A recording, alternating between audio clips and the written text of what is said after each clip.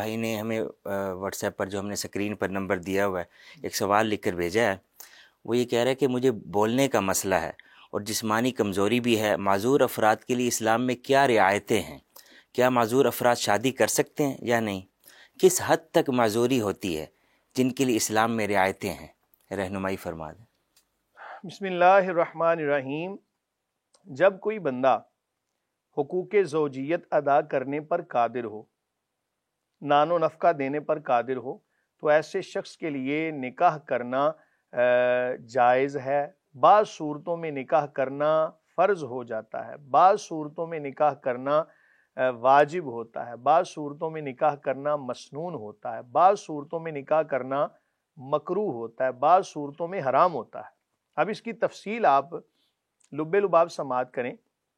اگر ایک بندہ حقوق زوجیت ادا کرنے پر قادر ہی نہیں ہے، ایسا معذور ہے کہ اب وہ بیوی کو لے آئے گا تو اس کا حق زوجیت ادا نہیں کر سکے گا، تو ایسے شخص کے لیے نکاح کرنا حرام ہے. کیوں کہ بھائی وہ اس کی جو ایک نفسانی خواہش ہے، ظاہر ہے خاوند اور بیوی دونوں کے مابین اللہ تعالیٰ نے یہ ایک چیز کو پیدا کیا ہے، تو یہ ادا ہی نہیں کر سکتا تو اس کے لیے نکاح کرنا جائز نہیں ہے. اسی طرح یاد رکھیں کہ ایک بندہ نان و نفقہ دینے پر قادر ہی نہیں ہے، ہاں اگر تو کچھ ظاہری طور پر ایسے آثار نظر آ رہے ہوں کہ جناب وہ کوئی کام کاج کر سکتا ہے، اللہ نہ کرے کوئی ایسا معذور ہو اس کے ہاتھ پاؤں بھی نہیں ہیں اور کمانے پر بھی قادر نہیں، اتنا کمزور ہو چکا ہے، لاغر ہو چکا ہے، کما ہی نہیں سکتا، بیوی کے لیے رہائش کا بندوبست نہیں کر سکتا، اسی طرح اور جو ضروریات زندگی ہیں ان کو ادا کرنے پر قادر نہیں، تو بھی اس کے لیے نکاح کرنا جائز نہیں. اب سوال یہ ہے کہ جو نفسانی خواہشات ہیں ان کا کیا کرے؟ تو حضور نبی کریم صلی اللہ علیہ وآلہ وسلم نے اس کا حل بھی بتا دیا. فرمایا کہ وہ روزہ رکھے، کہ روزے رکھنے سے اس کی جو نفسانی خواہشات ہیں ان کا توڑ ہو جائے گا.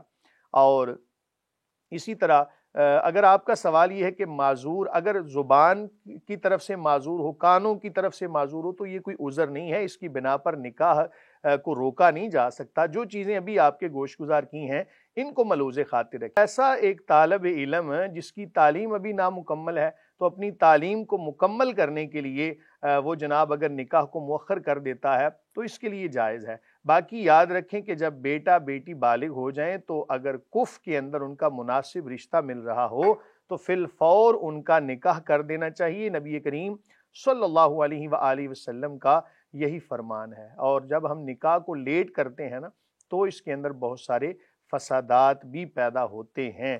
اللہ تعالی ہمارے ملک کے اوپر رحم فرمائے. بہت ساری ایسی چیزیں ہیں کہ جو خراب ہوتی نظر آتی ہیں، معاشرے کے اندر بہت ساری ایسی چیزیں نظر آ رہی ہوتی ہیں کہ جو بڑی غلط ہیں. اللہ تعالیٰ ان تمام چیزوں کو دور فرمائے. اس نے جو سوال کیا کہ جسمانی کمزوری بھی ہے، اگر وہ حق زوجیت ادا کرنے کے قابل نہیں ہے اور وہ جان بوجھ کر عورت کو نہیں بتاتا کہ میں یہ ادا نہیں کر سکتا، تو کیا وہ گناہ گار ہوگا؟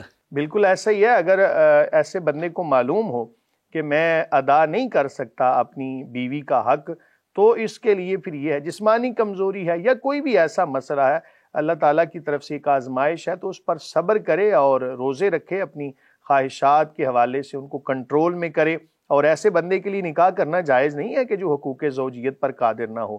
لیکن یہ ہے کہ اگر بالفرض ایک بیماری ایسی ہوتی ہے کہ جو موسم کے لحاظ سے نا تبدیل ہو جاتی، مثلا ایک بندے کو اگر گرمی سے مسئلہ ہے یا سردی سے مسئلہ ہے تو اس کے لیے یہ ہے کہ وہ نکاح کر سکتا ہے اور اپنا ساتھ ساتھ علاج کروائے. علاج کروانے سے اگر اس کی کمزوری دور ہو سکتی ہو تو علاج کر کے اس کو نکاح کے اندر مصروف ہو جانا چاہیے. اچھا، بعض اس طرح کے سوال بھی آئے ہیں کہ علاج کرواتے ہیں، 10 سال گزر جاتے ہیں، عورت بیچاری مجبور، وہ کہتی ہے میں اب جا بھی نہیں سکتی کہیں، تو عورت کو کیا کرنا چاہیے؟ اگر ایسی صورتحال بن جائے تو قاضی کے پاس اپنا جو مقدمہ ہے اس کو لے کے جا سکتی ہے. قاضی پھر اگر اصول شرع کو مد نظر رکھتے ہوئے فیصلہ کرے تو پھر ایسا فیصلہ کرے گا کہ ایسے خاوند کو 1 سال کی مہلت دے گا کہ 1 سال تک تم اپنا علاج کروا لو. اس کی ریزن میں نے ابھی بتا دی. 1 سال کے اندر 4 موسم آتے ہیں، 4 موسم گزرنے کے بعد بھی اگر یہ بندہ حقوق زوجیت ادا کرنے پر قادر نہیں ہوتا تو قاضی ان کے مابین تفریق کروا دے گا، تنسیخ نکاح کی ڈگری جاری کر دے گا. جی مفتی صاحب، اس بہن کا یہ سوال ہے کہ میری بیٹی نے عدالت سے خلا لیا، اس کی ڈگری مل گئی، تو عدالت سے ڈگری لینے کے فوراً بعد عدت شروع ہو جائے گی، یا پھر یونین کونسل میں جاتے ہیں بعد میں وہ سرٹیفکیٹ بھی جاری کرتے ہیں، تو یونین کونسل کے سرٹیفکیٹ ملنے کے بعد عدت شروع ہوگی؟ یہ ذرا بتا دیجیے۔ بسم اللہ الرحمن الرحیم۔ پہلی بات تو یہ یاد رکھیں کہ جب آپ کی بیٹی نے اپنے خاوند سے کہا کہ مجھے طلاق دے دو، اب خاوند کیسا عجیب ہے، اس کو چاہیے تھا کہ اس کی ڈیمانڈ کو پورا کرتے ہوئے کوئی بھی ایسا شرعی مسئلہ تھا، پہلے یہ بھی مسئلہ آپ نے یاد رکھنا ہے کہ بغیر عذر شرعی جو خاتون اپنے خاوند سے طلاق کا مطالبہ کرتی ہے وہ جنت کی خوشبو بھی نہیں سونگھ سکے گی، اس وعید کو مد نظر رکھتے ہوئے۔ اور دوسری طرف خاوند کو چاہیے کہ اگر اس نے نکاح کیا ہے تو اس کے تمام تر اخراجات، اس کی رہائش، اس کا کھانا، اس کی دیگر اشیاء کا بندوبست اس کے اوپر لازم ہے، نہیں کرتا تو اللہ تعالیٰ کے ہاں بھی جواب دہ ہوگا۔ اگر کوئی ایسا عذر شرعی بن گیا تو خاتون کے لیے طلاق کا مطالبہ کرنا پھر جائز ہے، تو خاوند کو چاہیے یہ تھا کہ اس کی ڈیمانڈ کو پورا کرتے ہوئے طلاق دے دیتا۔ اب یہ اس کو کہہ رہا ہے کہ جاؤ عدالت سے جا کے خلا لے لو، خدا کا خوف کریں یار۔ کوئی بھی ایسا بندہ کہ جو اپنی گھر والی کو عدالت میں بھیجے، اس کی ڈیمانڈ کو پورا کرتے ہوئے چاہیے تو یہ تھا کہ یہیں پر معاملہ ختم کر دیتے۔ اب چلیں اگر عدالت میں چلی ہی گئیں، اور آپ کا چونکہ مسئلہ اور ہے، میں اس لیے پہلے بطور تمہید چند باتیں عرض کر رہا ہوں، ہمارے سننے والوں کو اس حوالے سے آگاہی ہو جائے۔ اور جب آپ کو عدالت نے ڈگری دے دی، اگر تو خلا کی ڈگری تھی تو یاد رکھیں خلا بغیر رضامندی کے نافذ نہیں ہوتا۔ خلا کے لیے ضروری یہ ہے کہ زوجین کی رضامندی، خاوند رضامند ہوگا تو خلا نافذ ہوگا، ورنہ پھر اسی طرح خاوند کے نکاح کے اندر ہیں۔